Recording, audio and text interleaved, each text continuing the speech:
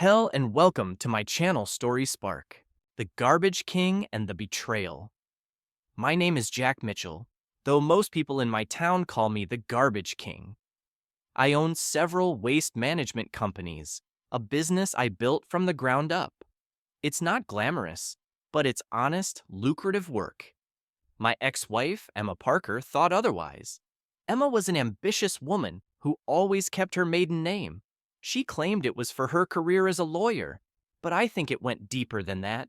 She loved her independence and saw her identity as separate from ours as a couple. While I supported her dreams and ambitions, she grew to resent me for mine.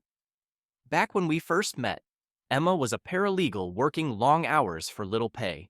She dreamed of becoming a lawyer, but tuition was expensive. I had just started my waste management business and wasn't wealthy yet, but I had enough to help her out.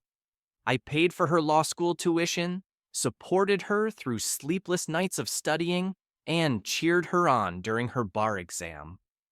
When she became a lawyer, I thought it was the beginning of a brighter future for both of us. But success changed Emma, or maybe it revealed who she truly was. At first, Emma seemed grateful. She landed a job at a prestigious law firm and quickly climbed the ranks. I was proud of her, even when it meant late nights and missed dinners. But as she rose in her career, she began to look down on me. "Jack, you smell like work," she said one evening when I came home after a long day managing my fleet of garbage trucks. "It's an honest day's labor," I replied with a smile, hoping to lighten the mood. She wrinkled her nose. "It's not about honesty, it's about presentation. You should take more pride in how you look." Her words stung, but I brushed them off. I thought it was just stress from work. Over time, though, the comments became more frequent. She started spending less time at home and more time at the office, or so she claimed. I began to suspect she was having an affair. Emma's law firm threw an annual Christmas party, a lavish event held at a high-end hotel. Every year, she invited me, and every year, I declined. I wasn't interested in mingling with a room full of snobby lawyers who would probably laugh behind my back. This year was different. My suspicions about Emma had grown too loud to ignore, and I needed answers. When she handed me the invitation, I smiled and said, "I'd love to go this time." Her eyes widened in surprise. "Are you sure? You've never wanted to come before." "I want to spend more time with you," I said. "And it sounds like fun." She hesitated but eventually agreed. In the days leading up to the party, she kept trying to talk me out of it. "It's just going to be boring lawyer talk," she said.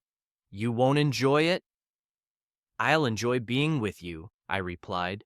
She forced a smile, but I could tell something was bothering her.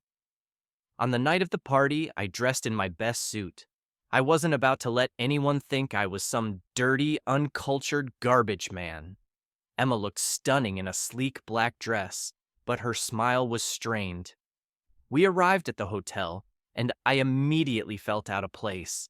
The room was filled with sharply dressed lawyers sipping expensive champagne and exchanging smug smiles.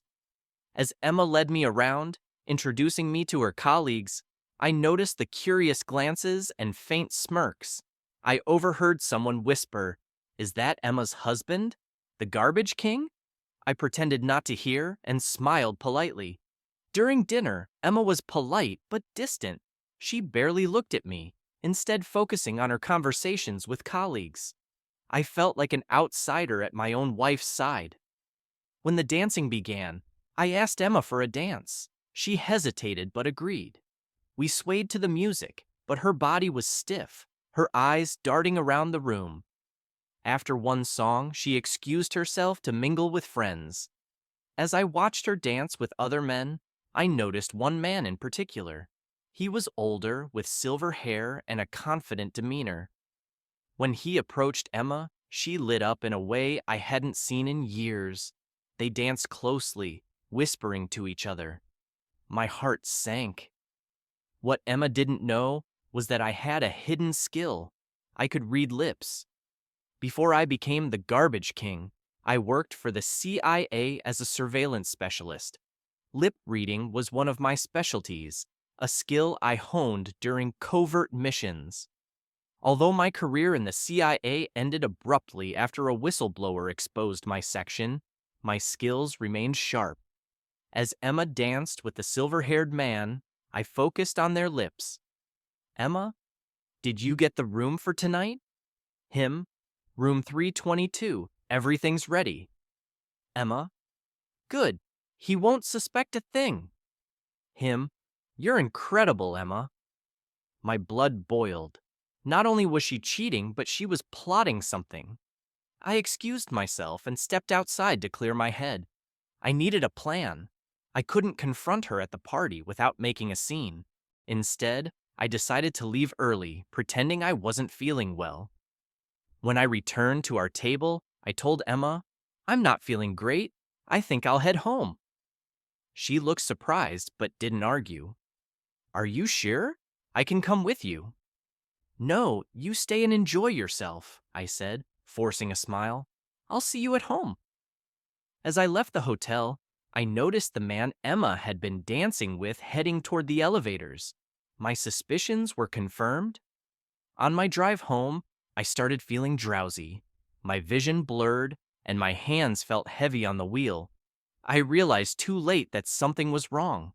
I must have been drugged. The next thing I remember was waking up in a hospital bed. Bright lights blinded me, and the sterile smell of disinfectant filled the air. A nurse stood by my side, checking my IV. You're lucky to be alive, she said.